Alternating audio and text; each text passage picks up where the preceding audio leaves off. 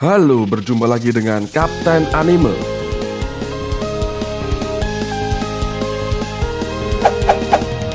Yo, sebelum memasuki pembahasan kali ini, jangan lupa untuk subscribe dan nyalakan lonceng notifikasinya. Terima kasih.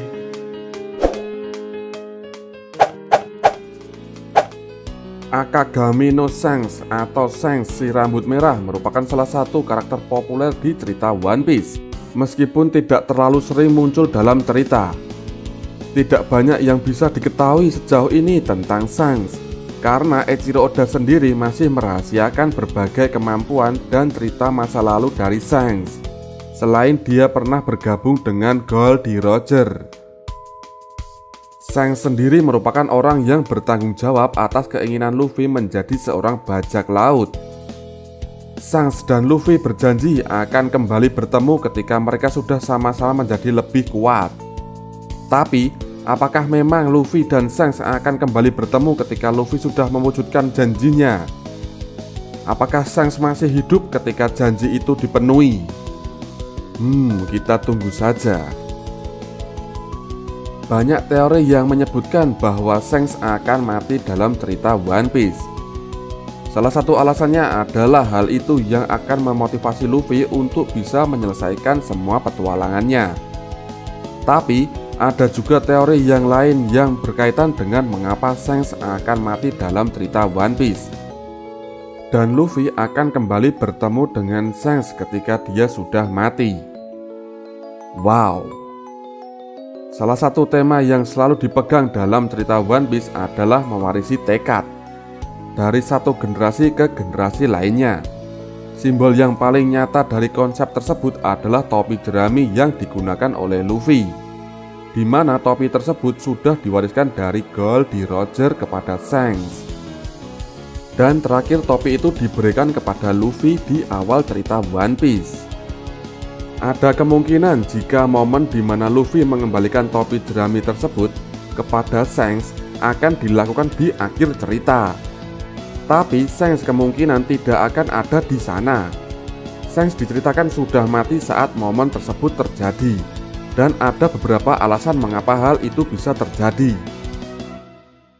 Pertama, seperti yang disebutkan di atas, jika salah satu tema yang diangkat dalam cerita One Piece adalah mewarisi tekad, Oda Sensei berusaha untuk memperlihatkan bagaimana para generasi tua bajak laut mencoba untuk memberikan jalan kepada mereka yang lebih muda.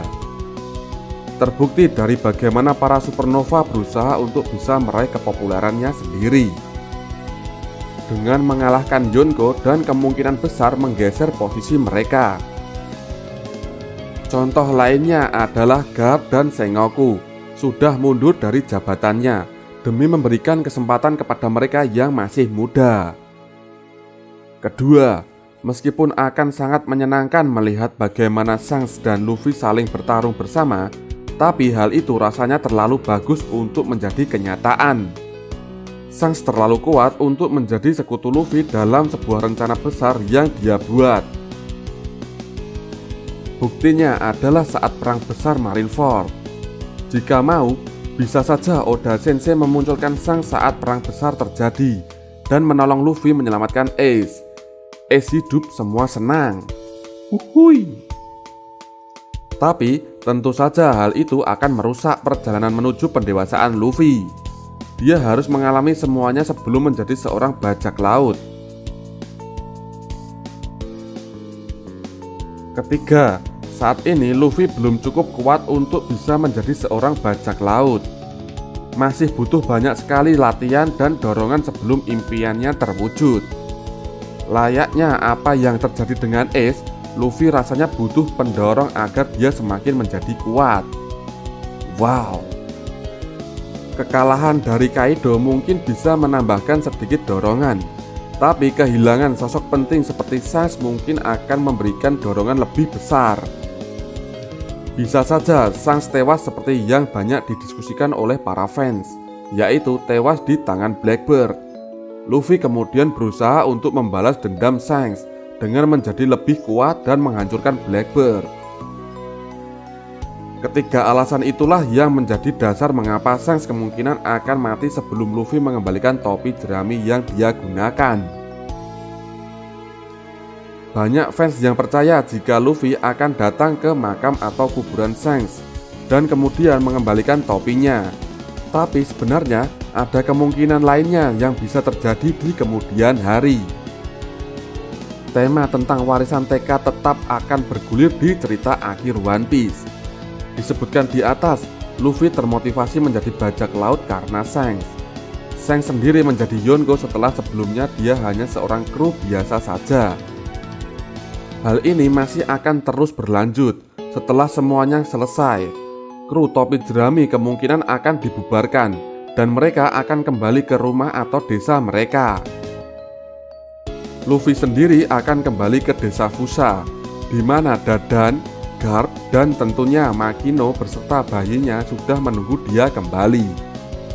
Ada prediksi yang sangat kuat jika bayi Makino tentunya merupakan anak dari Shanks, karena Oda Sensei sendiri memberikan petunjuk kuat akan hal ini. Luffy kemudian akan melihat potensi besar dalam diri anak tersebut dan akan mengembalikan topi jerami tersebut kepada anak dari Shanks dan Makino. Generasi Luffy pun selesai dan generasi baru siap dimulai.